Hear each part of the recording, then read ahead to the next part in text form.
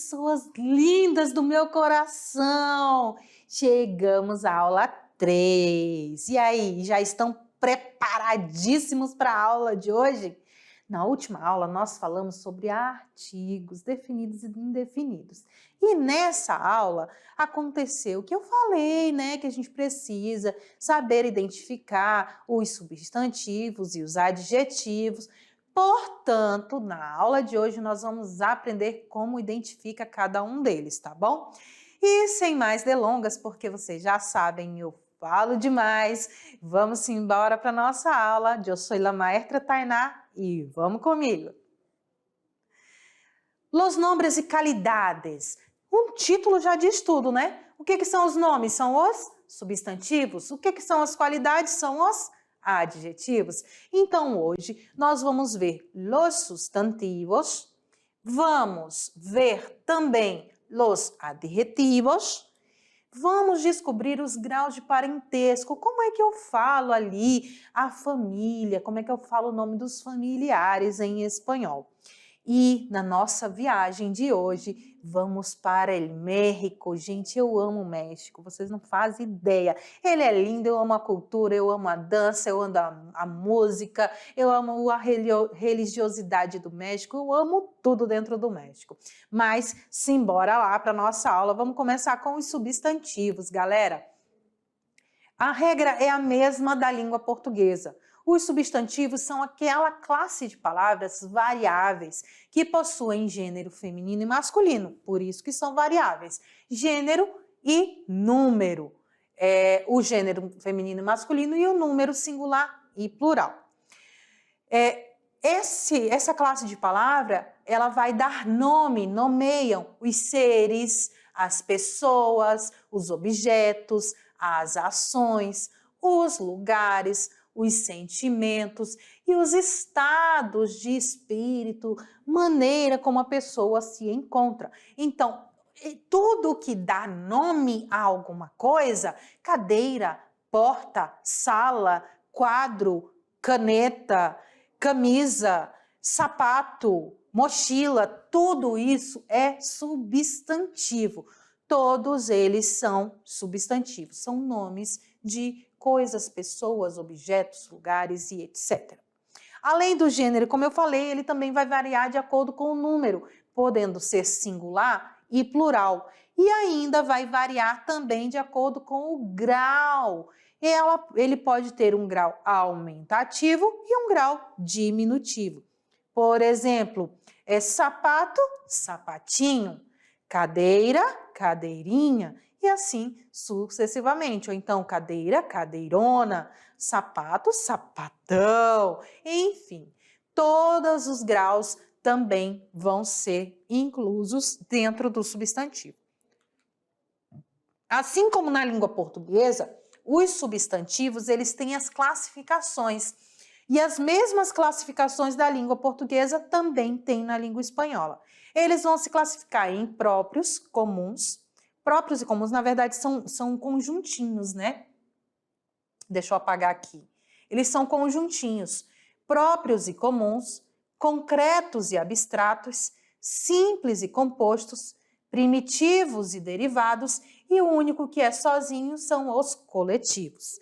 Então, os próprios e comuns. Os próprios são aqueles tipos de substantivo que vai dar nome para pessoas e lugares. Sempre serão utilizados com letra maiúscula no início. Por exemplo, Pablo, Peru, Tainá, Rondônia, Porto Velho, Cacoal, Ariquemes, Nazaré. Olha aí, a galera de Nazaré já falou uhul, Machadinho. Enfim, todos os nomes de lugares, cidades, estados, países e nomes de pessoas são substantivos próprios. E os comuns, quem são os comuns? Aqueles do dia a dia. Perro, taça, ventana, que é janela, cadeira, mesa, escola, todos são substantivos comuns. Por quê? Eles vão ser ali comuns. Um cachorro é um cachorro. Uma casa é uma casa. Uma xícara é uma xícara. Então, eles são comuns. Tem vários do mesmo, né? Vamos dizer assim. E aí tem o concreto com o abstrato. O que é o concreto? O nome já diz tudo, né? É aquilo que eu posso tocar.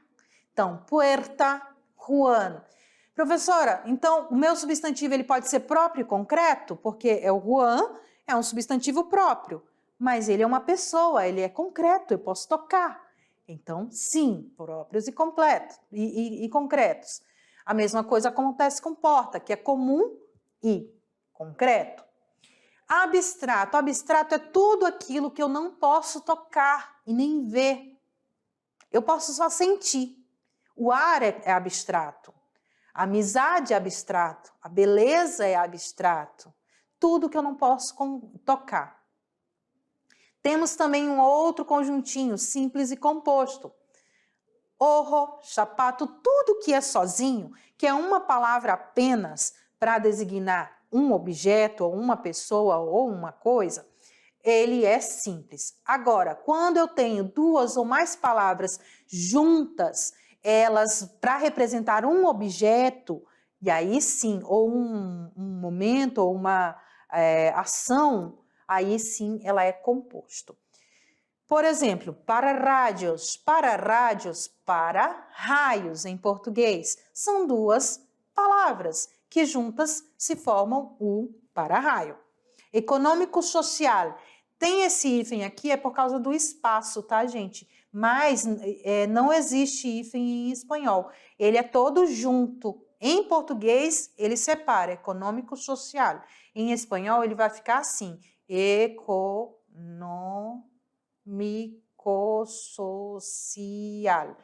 Tudo junto, tá? Tudo junto e são duas palavras formando uma coisa só. Certo? Paga a bagunça. Os primitivos. Primitivos, galera, é tudo que vem dele. Não tem nada que veio antes dele. Não tem nada, nenhuma outra palavra que foi criada antes dele. Eles são primitivos. Por exemplo, tinta, tá? Derivado é tudo aquilo que veio do primitivo. Tinteiro. O tinteiro já veio do primitivo tinta. Então, tinta, tinteiro. Outra palavra,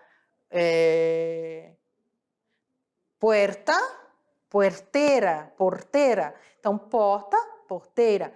Casa, casamento. A palavra é casa, mas a partir da palavra casa surgiu a palavra casamento. Então, primitivo casa, derivado casamento. Certo? E os coletivos? Os coletivos, galera, é o que eu mais gosto. Gente, eu amo os coletivos desde quando eu comecei a aprender os substantivos em língua portuguesa. Porque eu acho palavras tão bonitas para dar um significado tão grande, né? Porque é a junção de muitas coisas juntas da mesma espécie que tem um nome. Por exemplo, rebanho. Rebanho é a junção de gado. Vários boizinhos e vaquinhas juntos se formam o rebanho. Muchedumbre, muchedumbre em português é multidão. Várias pessoas formam uma multidão. Em espanhol, muchedumbre.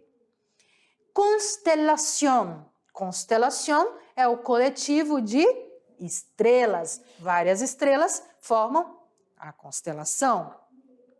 El cardumen, cardumen. Quem gosta de pescar? Eu gosto. El cardumen é a junção de peces.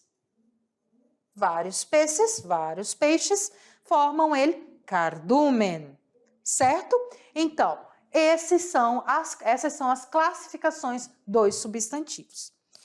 Fora as classificações, ele também vai ser dividido no gênero, feminino e masculino. No que diz respeito às pessoas e animais, eles têm um gênero relacionado ao sexo, ao como ele nasceu, feminino, masculino, fêmea ou macho. Então, temos aqui O que é interessante também, mais para frente, quando a gente for trabalhar os heterossemânticos, heterogenéricos e heterotônicos, tudo que você aprendeu aqui em substantivo vai ajudar muito no genérico, que é a mudança de gênero do português para o espanhol. E a regra do substantivo masculino e do substantivo feminino, a regra de gênero, vai ajudar você a entender como mudar de feminino para masculino em espanhol. Então, são masculino todas aquelas palavras terminadas em arre e em ambre. Arre é o nosso agem em português. Por exemplo, viagem. Em espanhol, viaje. Em português, a viagem. Em espanhol, el viaje. Em português, a paisagem. Em espanhol, el paisaje. Então, tudo que termina em age e ambre, em espanhol, é masculino. Por exemplo, el río Machado, en Cacoal, tiene un paisaje esplêndido. O Rio Machado, em Cacoal, tem uma paisagem esplêndida. Olha que na minha tradução, eu tenho que traduzir na regra da língua portuguesa. Paisagem é feminino, então eu tenho que traduzir tudo para o feminino. Juan se cortou en el alambre de la hacienda. Juan se cortou no arame da fazenda. Arame já é normal, masculino em português, e alambre também masculino em espanhol. Também são masculinos todas as cores, os dias da semana, os meses do ano e os números. Por exemplo, el azul de tus ojos me encanta. Todos os lunes, todas as segundas, em português, dias da semana são femininos. As segundas, as terças, as quartas, as quintas e as sextas. Aí só sábado e domingo, o sábado e o domingo que é masculino. Mas em espanhol tudo é masculino. Los lunes voy a casa de mi novia. El febrero, en febrero, es el mes del cumple de mi amiga. Lo mejor de los atletas es el 4. Melhor dos atletas, quase que não sai, é o 4. Agora vamos ver a regra do feminino. Tudo que termina em umbre é feminino, galera. Com uma exceção, a palavra alumbre, que é iluminação em português, em espanhol é el alumbre e não la alumbre. Porém, todas as outras palavras que terminam em umbre são femininas. Las costumbres de los japoneses con sus viejos es muy noble. Os costumes, olha aqui em português, os costumes. Em espanhol, las costumbres de los japoneses con sus viejos são muito nobles. Com seus velhos são muito nobres. Também são femininos diferentes do português, que a gente viu na primeira aula, o alfabeto, né? La A, La B e assim sucessivamente. Outros exemplos. Geralmente, os substantivos acabados em O são masculinos e todos os acabados em A são femininos. Só que a gente sabe que existe uma lista imensa, tanto em língua portuguesa quanto em língua espanhola, com exceções. Por exemplo, el idioma. Idioma termina com A, mas é masculino. El idioma. El sofá. Sofá termina com A, mas é masculino. La mano, a mão, termina com O, mas é feminino. La moto, a moto termina com O, mas é masculino. E os acabados em E, eles podem ser tanto masculinos quanto femininos. O que vai mudar é o artigo definido que vai vir antes. Tem palavras que eles já são ali, ou um ou outro. Por exemplo, el cine. El cine termina em E, mas a gente já sabe que cinema é o cinema. Então, é el cine. Agora, estudiante. Estudiante, o que vocês são, termina em E. Mas, para eu identificar se é menino ou se é menina, feminino ou masculino, eu vou utilizar o meu artigo na frente. El estudiante ou la estudiante. Vamos às regras de número. Com a regra geral, acrescentando S, se terminar em vogal. Então, toda vez que terminar em vogal, eu vou acrescentar um S. Toro, toros. Silla, silla. Silla é cadeira. Bolso, bolsos. Acrescentando o ES. Quando é que eu vou acrescentar o ES? Todas as vezes que terminar em consoante. Quando terminar em uma consoante, eu acrescento ES. Caminhão, caminhones. Mulher, mujeres.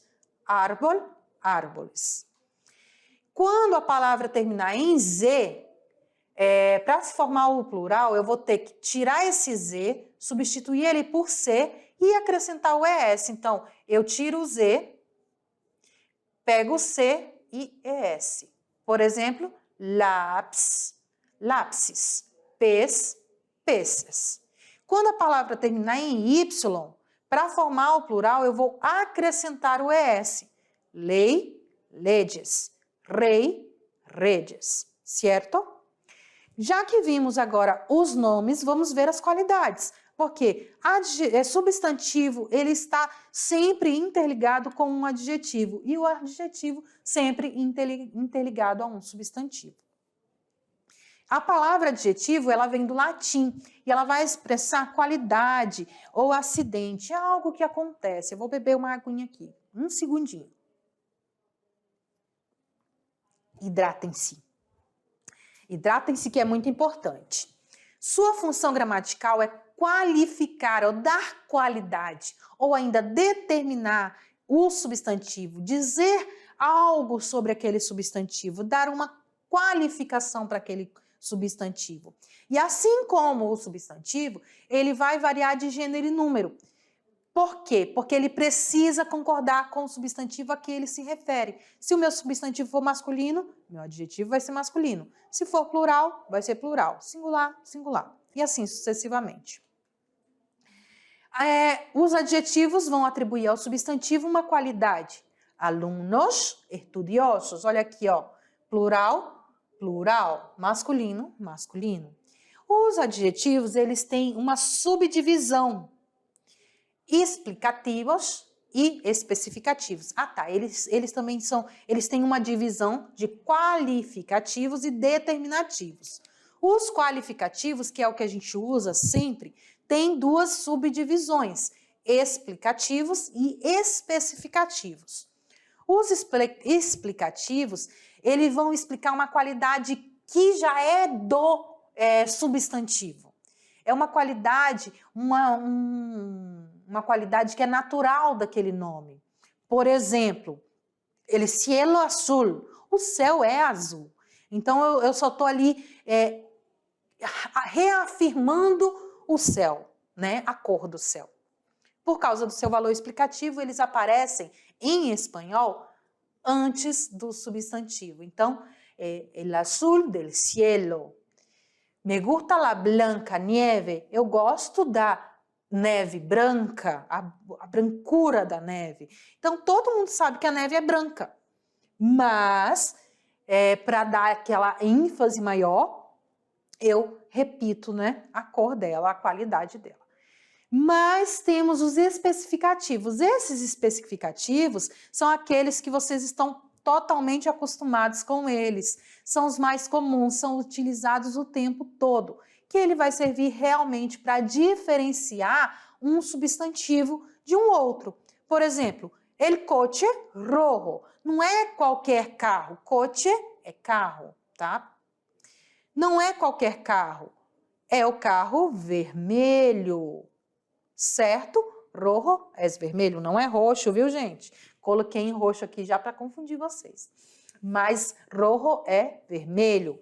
Então, el coche rojo podia ser só el coche, mas se eu falasse só o carro, poderia ser qualquer carro. Mas quando eu especifico ele, eu coloco uma cor, o roxo. Não é qualquer carro, ou o roxo, o vermelho. Não é qualquer carro, é o carro vermelho.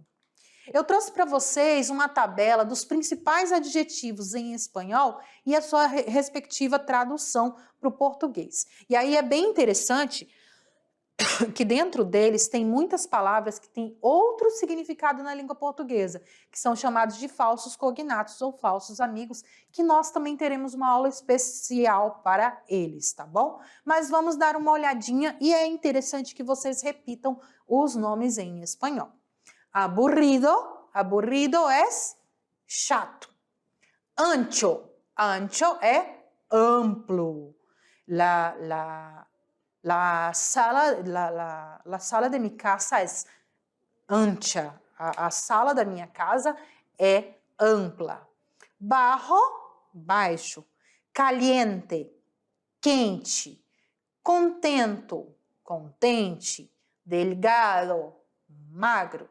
Dulce, doce. Enfermo, doente. Exquisito, excelente ou delicioso, referindo-se à comida. Então, todas as vezes que você estiver comendo uma comida que é muito gostosa, muito deliciosa, você vai dizer exquisita. Feo, feio. Guapo, bonito. Güey, legal. Lembra do güey que eu falei para vocês lá nas expressões da Espanha? Então, ele também está aqui no nosso adjetivo. Helado, gelado. Largo, longo. Olha a diferença. Largo é uma coisa em português. Longo é outra coisa. Lleno, cheio. Malo, mal. Nuevo, novo. Oscuro, escuro. Peor, pior. Peligroso, perigoso. Pequeño, pequeno. Pesado, pesado. Chato. Lembra também dessa gíria lá na Espanha? Pesado para uma pessoa chata. Raro, raro. Excepcional. Muito bom. Diferente. Simple, simples. Viejo, velho. Esses são os adjetivos qualificativos especificativos, certo? E aí nós temos os determinativos. Esses determinativos, eu vou colocar aqui só uma pinceladinha no que eles são. Os determinativos é quando o adjetivo, ele tem outra função. Ele é um artigo, ou ele é um demonstrativo, ou ele é um pronome possessivo, ou ele é um numeral, ou indefinido, interrogativo, exclamativo. É quando ele tem uma outra classe de palavra, mas que naquele contexto ele está fazendo o trabalho e o papel de qualificar o meu substantivo. Então, ele está fazendo o trabalho de adjetivo. Mas isso a gente deixa mais para frente também. O que importa é vocês entenderem os qualificativos, certo? Os que dão qualidade. E fora eles, nós temos também os adjetivos pátrios. Adjetivos pátrios são os gentilícios. Lembra lá que eu passei para vocês um mapinha com os gentilícios ou as nacionalidades? Então, todas as nacionalidades, eles são adjetivos. Adjetivos pátrios. Aqui, pátria pertence àquela pessoa. Por exemplo, Alemanha, alemão. Canadá, canadiense. China, chino. Espanha, espanhol. Estados Unidos, estadunidense ou norte-americano. França, francês. Haití, haitiano. Inglaterra, inglês. Itália, italiano. Jamaica, jamaicano. Japão, japonês. México, mexicano. Puerto Rico, puertorriqueño. República Dominicana, dominicano ou domiciano. Rússia, russo. Brasil, brasileño. Rondônia, rondoniense. Então, tudo que vai dizer a nacionalidade ou a naturalidade de alguém é adjetivo pátrio, tá bom? Fora isso, para a gente encerrar a questão de adjetivos, nós temos as locuções adjetivas. O que é uma locução, professora? Locução é quando nós juntamos duas ou mais palavras para ter a função de uma significância só. Várias palavras juntas para ficar mais bonito o significado. Então, uma locução adjetiva é a união de duas ou mais palavras que encarregam da função de adjetivo. Vou dar um exemplo aqui, ó. Mi padre es fuerte como un toro. Quando eu falo que é fuerte como um touro, eu estou dizendo o quê? Que é muito muito forte. Se é muito forte, para ficar bem, um texto bem mais bonito, bem mais reforçado e bem mais exemplificado, eu utilizo essas expressões, forte como um touro. Olha esse outro exemplo. Nuestra casa es como un templo. O que o templo é, gente? Um templo, uma igreja, ela é o quê? Tranquila. Tranquila. Ela é calma. Ela é silenciosa. Então, nossa casa é como um templo. Nossa casa é tranquila, é silenciosa, é aconchegante. Tudo que está se referindo ali a um templo, uma igreja,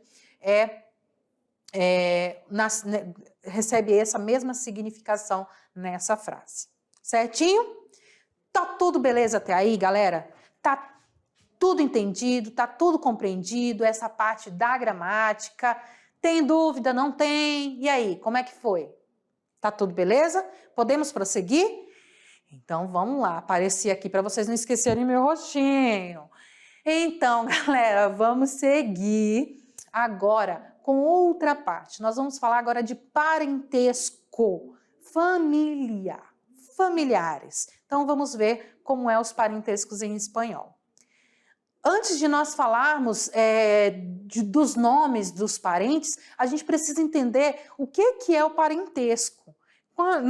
A gente costuma falar, fulano é meu parente, mas ele é o que seu? Ele é meu tio, é meu primo, é meu tio de segundo grau,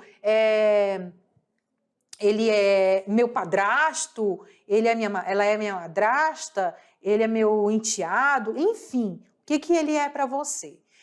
O que ele é o parentesco. Parentesco, ele tem diferentes significados. Ele vai depender muito do ponto de vista que se observa. Porque nós temos o sentido biológico, parentesco biológico, que é descendente de um do outro. Então, tudo que veio, todas as pessoas que são ali ligadas diretamente ao seu pai e à sua mãe, aos seus avós, são parentes biológicos, porque eles vão carregar a mesma carga genética que você. Tem o parentesco jurídico também. O vínculo jurídico, ele já é diferente. Ele pode vir pessoas que descendem de um mesmo progenitor, ou seja, têm o mesmo sangue, entre o marido e a mulher. Tudo que por exemplo, todos os parentes do meu marido, a mãe, a avó, os tios dele, são meus parentes também? De certa forma, são meus parentes também. E assim, os meus também dele. Tem o parentesco de afinidade. Ele é meu parente porque ele faz parte da família de alguém que eu conheço e que está ali junto comigo. E também tem o adotante para o adotado, que é o parentesco civil. Aí, quando eu adoto alguém, civilmente, ele é meu parente, ele é meu filho, mas não é do mesmo sangue, tá? É só assim, bem rapidinho, para vocês entenderem. Em sentido mais restrito, em sentido mais simples, o vínculo que une uma pessoa que descende uma da outra é a união do sangue. Então, em um sentido mais amplo, ou união de várias pessoas por virtude da natureza ou da lei. Então, nós temos esses dois modos, ou de sangue ou pela lei. Nós podemos afirmar que parentesco é algo comum entre todas as famílias do mundo. Não importa que país você veio, todos têm os seus parentes, certo? E aí eu trouxe para vocês aqui várias famílias, né? Nós temos aqui o modelo de várias famílias, tudo é uma família. Se só sou eu e meu cachorrinho, nós somos uma família também. Então, nós temos ali que começar a pensar nas diversidades. Aí nós temos aqui abuelo, abuela. Nesse é um daqueles momentos muito necessários que vocês façam a pronúncia, repitam a pronúncia comigo, porque tem algumas diferencinhas na hora de falar, tá bom? E outra coisa, fora a pronúncia, anota a tradução, porque aqui eu só coloquei os nomes em espanhol e não coloquei a tradução, já para dar um trabalhinho para vocês mesmos. Então, vamos lá. Abuelo, abuela. Quem é o abuelo? E a abuela é os avós, avô e a avó. Cunhado, cunhada, cunhado, cunhada. Hijastro, hijastra. Hijastro e hijastra é afilhado. Afilhado, afilhado ou afilhada. Certo? Meu afilhado, minha afilhada. Hijastro, hijastra. Esposo e esposa. Escreve igual, mas tem esse som do S diferente.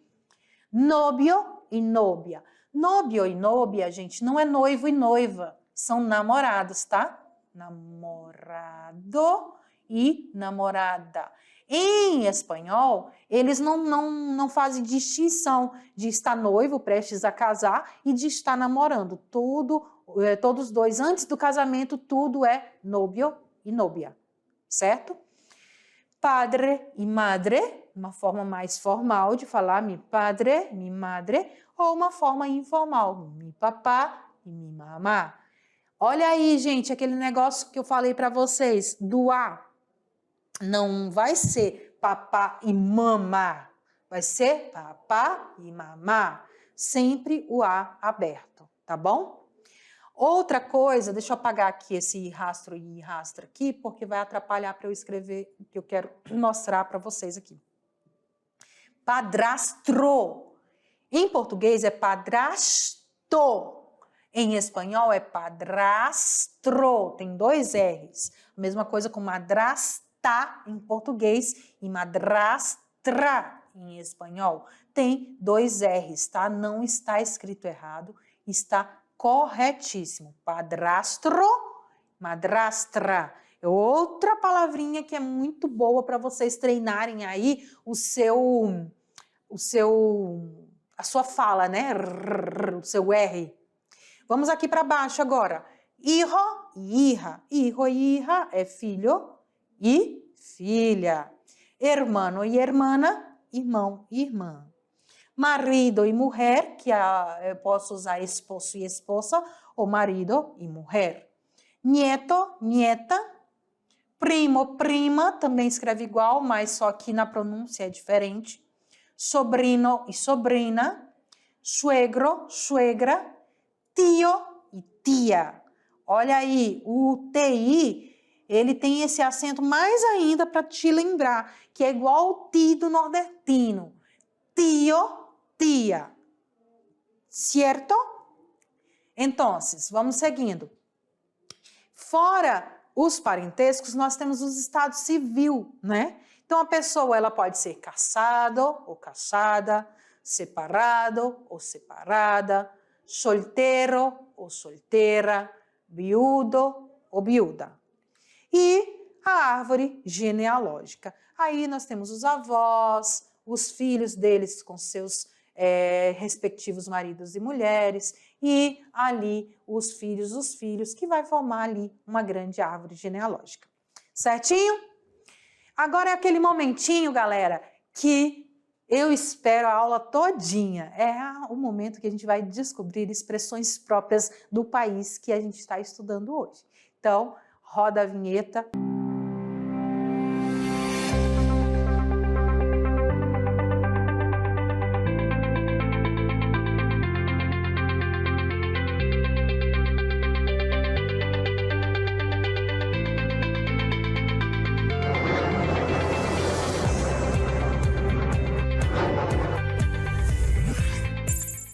É isso aí, galera. Pousamos no México. Chegamos ao México, ali com os mariachis. Chegamos nesse país riquíssimo, cheinho de pimenta. E aí, galera, vamos conhecer as expressões? Mas antes, vamos a alguns dados sobre o México. Vamos dar uma olhadinha. O México, a sua capital é Ciudad de México, ou Cidade do México. A sua moeda é o peso mexicano. A sua população, estimada em 2019, então está um pouco defasada, é de 127,6 milhões de pessoas. Atualmente, o seu presidente é Andrés Manuel López Obrador. Na sua culinária típica, nós temos as tortillas, los burritos, el guacamole, que eu amo, e nachos. A música e a dança típica é a música ranchera e los mariachis. Essa música ranchera, galera, se vocês tiverem dúvida, é igual a nossa música sertaneja raiz. É muito gostoso de ouvir. Agora vamos lá conhecer quais são essas expressões do México. Eu trouxe para vocês o way. A maioria, um detalhe, a maioria das expressões no México, ele vai ter ali uma pegada do inglês também, tá? Algumas pronúncias muito parecidas, por conta da sua influência com os Estados Unidos, porque eles são vizinhos. Então, nós temos o way. Essa palavra tem algumas variações, way. Apesar de ser possível usá-la como um insulto, chamando a pessoa de boba, a pessoa de tola, ela também é popularmente empregada para se referir a alguém desconhecido, ou seja, o nosso bom e velho fulano e fulana. Então, eu não conheço a pessoa, o fulano, a fulana, é o way, certo? Entre amigos, ele é conhecido por ocupar a função da palavra cara. Então, aquele cara, aquele way, também ali, dependendo do contexto, vai ter esse tom de insulto ou não. Outra palavrinha, órale. Órale é uma expressão de multiuso no México. Ela pode indicar surpresa, assombro, entusiasmo, aprovação, entendimento ou ainda exortação. Ele é tipo meu ok, tudo bem. Ok, tudo bem. Você está falando sério? Então, ele vai ter ali muitas formas de... e vai indicar muitas outras coisas. Nós temos o chido. Chido é algo bonito, lindo, muito bom. É uma gíria mexicana que pode ser usada para descrever pessoas, coisas, locais ou situações. Em outras palavras, para mostrar a sua satisfação com algo, basta dizer que chido, que é o equivalente ao nosso legal. Chingón ou chingona é quando a gente quer se referir a um objeto ou produto muito bonito e de qualidade excelente. Então, esta caneta é muito chingona, este bolígrafo é chingón, esta camisa é chingona. Então, o México também ele é usado para definir uma pessoa especialista em algo ou habilidosa. Então, eu sou especialista em cozinhar. Então, eu vou dizer que ele é chingona na cocina, ela tem habilidades com a cozinha, certo? Que mais? Chela, saquen las chelas. É como tragam-me as cervejas. Chela, por si só, significa cerveja. Que é o nosso, traz a gelada. Então, chela é traz a gelada. Perrón ou perrona é uma coisa boa, magnífica, incrível. É uma das gírias mexicanas mais usadas para mostrar entusiasmo. Leve é quando algo não é muito legal ou muito bom, mas também ele não é ruim, ele é mais ou menos, né? Então, para isso, eles vão usar a palavra leve. Dependendo do contexto, seria algo como o nosso não muito, só um pouquinho. Também significa dificuldade. E o nosso mais ou menos. Chafa é coisa de pouco valor, de qualidade ruim, sem elegância. Quando se trata de uma pessoa, pode ser alguém que não faz nada direito, que faz tudo errado. Uma pessoa super desastrada. Então, essa palavra ela pode ser utilizada para expressar desgosto por uma situação. Que trança é uma forma descontraída de perguntar como é que a pessoa tá. É o nosso, e aí? Tá tudo beleza? Então, vocês, que trança, como vocês estão? E para terminarmos, no manches ou no mames. Toda vez que alguém disser algo incrível ou surreal, que você pode soltar você ia dizer assim, sério? Caraca, que top! Verdade! No México eles vão usar no mames ou no manches. Essa expressão ela deve ser usada com pessoas muito próximas e amigas, porque principalmente o no mames pode ter um outro significado se você não tiver tanta intimidade com a pessoa, tá bom? Eu espero que vocês tenham gostado da aula de hoje, curtido mesmo. Se tiver alguma dúvida, mande mensagem para mim e nós nos vemos na aula de revisão. Um beijo e hasta a próxima classe.